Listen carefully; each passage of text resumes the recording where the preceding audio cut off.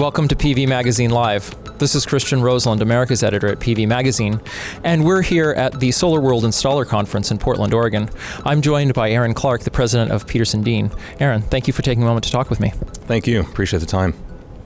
And so you've been involved in solar for quite some time, as I understand, from about 2005. Can you tell me a little bit about your history with solar? Sure. Yeah, I've been a contractor my entire life, and in 2005, I actually met up with a solar installation company in the Bay Area of California. Got to talking with them and was really intrigued at what was happening with energy. And I didn't know anything about solar. I was a landscape contractor. That's what I knew. And so after meeting with a husband and wife who had started a business, a very successful business in the Bay Area, we decided to partner up together.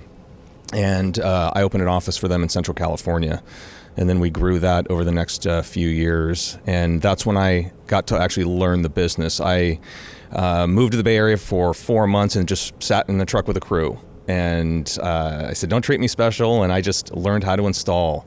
And then went out and learned selling a solar system is more complicated than selling a landscape project. I mean, there's ROI and there's design, the engineering, the equipment you're going to use. So I had to learn that side of the business, and then open up a regional office for that company. Great. Now, PetersenDean also has extensive history with solar. Can you talk a little bit about how PetersenDean has been involved in this space? Yeah, it's I get to hear bits and pieces every time I talk to Jim Petersen and Joe Dean, the founders, and they've had 33 years of experience roofing, and the beginning introduction for them into solar was removing some old hot water systems. So they used to get asked to remove hot water systems when they were re-roofing a house, and then as the years progressed, they then started removing systems and reinstalling them during re-roof projects. That got PetersenDean very interested in into solar. And then they started their own solar division, primarily as a subcontractor. Originators would sell these jobs, and they would want a trusted roofer to handle the installation. Roofing is incredibly important if you're going to the integrity of the roof. If you're going to put a solar system on, you don't want water intrusion.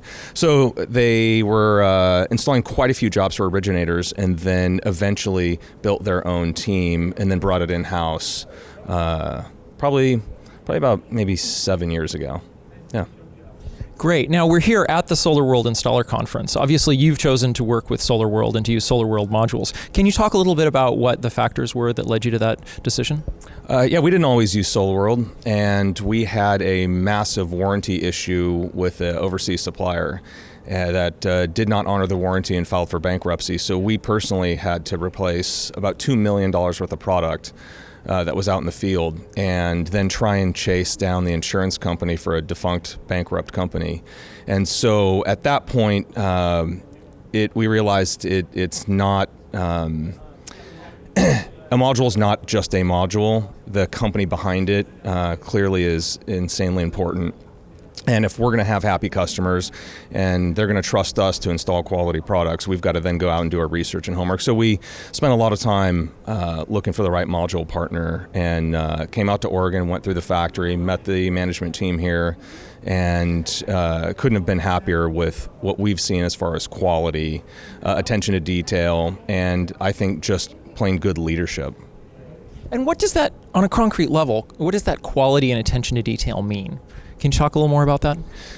So I've been through the factory tour quite a few times, 4 or 5 times, and the excitement that you can feel and see and hear from the people giving the tour, from the salesperson down to the line assembly person to the manager of the factory, no matter how many times they give that tour, they love to focus on why they do it a certain way, why we need to have this process take 15 minutes or 12 minutes, or how it's too technical for me. I've sat through the tour many times, and there's no way I could even give a remedial good tour because it's so complicated. But they care about every step of the process, and they don't skip any details, and they want you to understand that. Why is a 25-year warranty important, and why is buying a quality module important? Well, they talk to you about those steps all the way through that factory. And it's not just, hey, we've got a great product, how much can you buy from us? This is why you should buy, and this is what we want your customers to know. Now, warranties. Obviously, you have a lot of experience with warranties at PetersenDean. Can you talk about what makes a good warranty and why warranties are specifically an important part of this whole transaction? It's the company behind it. Whatever's stamped on the box doesn't mean a whole lot unless the company behind it is actually going to stand up for it. So we've had one warranty issue, and yeah, I have all these documents that say I have a warranty, and I've looked at them, and we took them to court, and I still had no warranty. So it's who's the management team, who's the board of directors, the history of that company, and everybody's going to have a mistake. Everybody's going to have a product issue at some point. How do they handle it is really the true test of, I think, a quality company. So PetersenDean has a huge presence in the residential roofing space. What are you seeing nationally in terms of trends for residential installations, and which markets are you particularly excited about? So with the introduction of batteries, I'm excited about every market. We're in 5 states, and we started as a roofing company, and we're primarily a new construction roofer. So when home builders are building 20, 50, 100, 200 homes, we put the roofs on. And so in the 5 states we're in roofing, everybody needs a roof. It's a great thing about a roof. And that business is fairly steady unless there's a downturn in the housing market, but it's a good, steady business. And we are trying to partner with home builders in the states that make sense. It's driven by economics. If the homeowner can save some money day one, it's pretty much a no-brainer. But the utility companies are having their issues with solar, and they don't want to lose market share and customers. So the markets we're interested in, clearly California is a great market. We're in Texas. We were in Arizona until we had the utility issues there. So we're still a roofer in Arizona. But Florida is very intriguing. And I'm forgetting the utility company name right now. FPL or NextEra or Florida Utility? No, it's, I'll think of it in a minute. But there's a few sections of Florida that are attractive in the Duke Energy areas. So not Florida Light and Power, but in the Duke Energy areas. Everybody wants solar. I mean, we get calls. We're a nationwide contractor. We get calls almost everywhere, but does it make economic sense? And there are still the early adopters who will pay more for it. But on a mass scale, you really need them to save, 2, 3, 4, 10%, whatever the number is day one.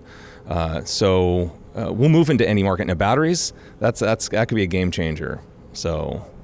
And are you seeing a lot of batteries in specific states? Are there specific areas where you feel that this is really going to take off first? I mean, obviously Hawaii, but anywhere else? Hawaii is a very difficult market if you haven't already been in Hawaii. I've researched it, and I don't want to ruin a great vacation destination. And so we've all voted down going to Hawaii so we can still enjoy making a trip there and not have to just focus on work when we're trying to sit on the beach and enjoy some sun. So batteries. Right now, we've been selling quite a bit as just battery backup. People like the comfort and know that they have power in case of an outage. So we've seen that take off in California right now. But this whole sort of arbitrage play with, buy low, sell high, store it, that opens up solar to every single market. Who cares about net metering at that point? If the batteries are priced right, you don't even need net metering. Don't even tell the utility, forget it. I'm never going to backfeed to you. I'm going to sell the power right, or I'm going to store the power right in my own battery system, essentially be off grid. I'm still going to be connected in case I need the utility, one day a week or something. But I think that batteries change everything.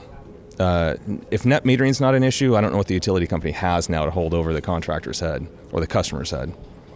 Great. Thank you so much for taking the time to talk with me. Yeah, thank you. And this is PV Magazine Live. We're here at the SolarWorld Installer Conference in Portland, Oregon.